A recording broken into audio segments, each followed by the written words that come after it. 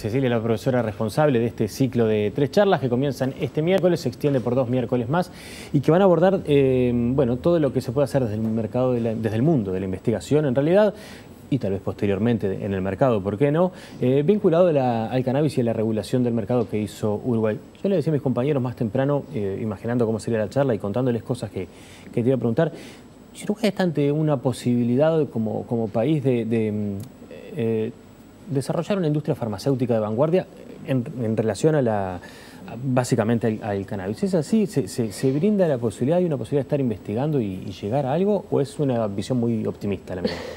En realidad las posibilidades existen. Estamos como en un momento inmejorable desde ese punto de vista. Tenemos producción que es propia, tenemos el conocimiento, ya sea universitario y bueno, y de otros profesionales, de cómo producir un cannabis con diferentes componentes activos y de calidad. O sea que en teoría tenemos las condiciones y es más, un laboratorio farmacéutico nacional vio esa oportunidad y desarrolló la primera forma farmacéutica nacional con cannabis. Y me parece que sí, que tenemos la posibilidad si damos los pasos medios en consonancia. Nos hemos encontrado con que bueno, todo lo que tiene que ver con la parte recreacional fue el gran boom y lo que salió primero, y la parte medicinal como que todavía está bastante estancada y todavía hay como ciertas teorías falsas del cannabis medicinal, y por eso un poco las charlas, desde la universidad tratar de informar. Primero, una cosa me interesa de esto que decías, lo recreacional, bueno, incluso fue parte de los grupos de activistas que estuvieron militando por la causa, venían vinculados al uso recreacional, entonces es lógico que desde ahí tuvieran un conocimiento que ya sacaba ventaja, ¿no? Ahora, ¿por qué viene más atrás el estudio académico y vinculado a lo medicinal? ¿Porque no estaban dadas hasta ahora las condiciones?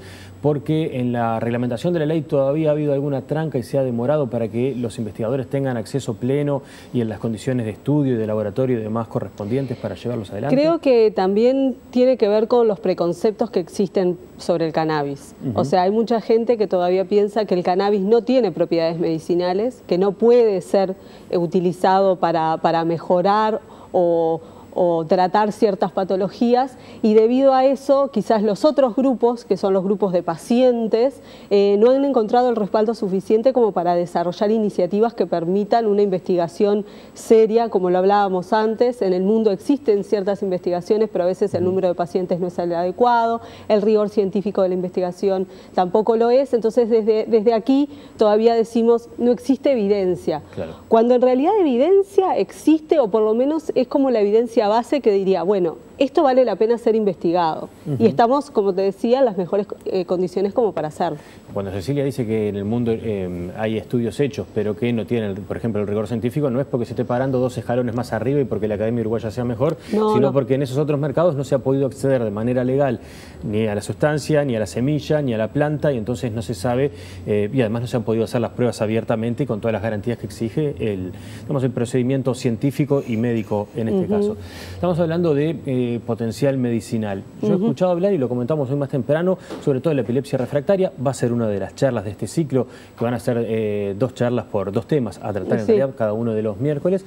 Y en la epilepsia hay casos de niños, por ejemplo, que pasaron de 800 convulsiones diarias a menos de 10. Una cosa que suena milagrosa. ¿Hay otros estudios al respecto? ¿Hay estudios en otras áreas? Yo he escuchado hablar de glaucoma, hasta de la diabetes también tratada con cannabis medicinal. ¿En qué hay avances reales y en qué es como cuando venía lo del aloe, que eran todas propiedades del aloe? Y era maravilloso. En realidad la epilepsia refractaria hoy en día, incluso en Estados Unidos, hay una forma farmacéutica que está en estudios de fase 3, o sea, está a punto o está tratando de terminar la última fase para poder ser lanzado al mercado, en el cual las preparaciones con alto contenidos de cannabidiol o el CBD han demostrado una eficacia abrumadora para cierto tipo de epilepsias, que las refractarias, que son, como tú decías, son en general niños con muchísimas crisis diarias, en los cuales muchísimos padres de esos niños que los han tratado con un aceite que se llama habitualmente el aceite de Charlotte, que incluso hay pacientes en Uruguay que lo importaban para sus hijos, y que han demostrado que el número de crisis baja pero sustancialmente, y que además en muchos casos el niño también tiene como diferencias en su comportamiento, en la atención que tiene, en la parte de comunicación con su entorno. Después hay estudios, por ejemplo, hoy en día se comercializan, algunos que bajo no como fármacos o como forma farmacéutica, sino como suplementos nutricionales, para mejorar toda la parte anoréxica que a veces sobreviene con el cáncer o con pacientes con VIH, ¿sí? Ha demostrado tener muchas propiedades como antiemético y se usa como antiemético también para acompañar la quimioterapia. Antiemético es cuando tenemos náuseas después de los tratamientos para el cáncer, que en general digo, es lo que producen, ¿sí? Y por ejemplo, Canadá en este momento ya lo tiene dentro de sus guías para el tratamiento del dolor, no dentro de vamos a decir, de las primeras pautas, ¿no? En los primeros escalones. Quizás cuando los otros tratamientos del dolor no han demostrado ser demasiado efectivos, se puede utilizar preparados de cannabis para el tratamiento de dolor.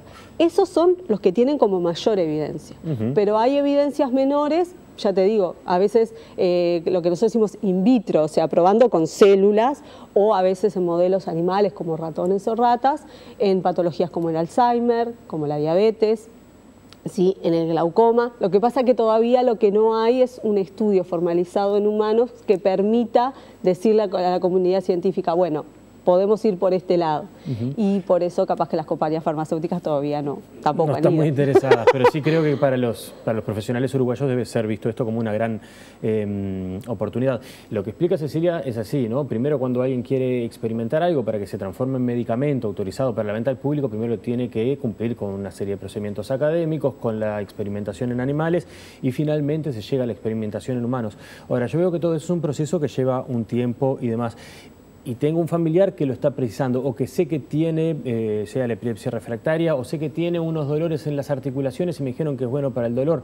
Entonces lo que estoy tratando es de conseguirle para que fume. No le voy a hacer ningún favor. En realidad el gran problema todavía es que estamos como acotados. La gente que tiene epilepsia refractaria hoy en día en Uruguay tiene dos formas de acceder a un medicamento, o sea, algo que tiene calidad farmacéutica, que es la importación del aceite de Charlotte o la compra de la forma farmacéutica producida acá en el Uruguay, que como yo te comentaba, el activo no lo producimos nosotros, sino que se importa todavía, y los pacientes con epilepsia refractaria tienen algo que es de calidad farmacéutica. Ahora, para eso tiene que pasar por el médico Sí. tiene que hacer la evaluación y además le tiene que hacer una receta que ni siquiera es verde, es roja. No, porque esos son ricos en el cannabidiol, en el CBD, que no es el psicoactivo. Bien. Entonces, en ese caso, la receta no debe ser naranja o amarilla, que es la de más complicada, pero sí debe pasar por un médico, y la otra es por ahora el costo. Son bastante onerosas esas presentaciones. Entonces, muchos padres tienden a ir al otro mercado, al que no está regulado.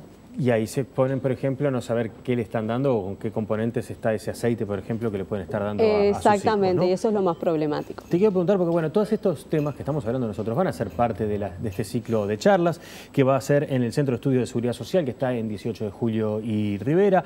Hay un costo de cada una de las charlas de 600 pesos, o si no, las 3 charlas de esta actividad que está organizando la Facultad de Química cuestan 1.500 pesos. Los títulos de alguna de ellas, bueno, en la epilepsia refractaria va a tener una charla específica, los usos terapéuticos del cannabis, lo va a hablar la doctora Julia Balcerano, que ha estado por aquí explicándonos una serie de cosas en más de una oportunidad. Alicia Pla, que es química farmacéutica, y Beatriz Luna van a hablar del marco regulatorio del cannabis.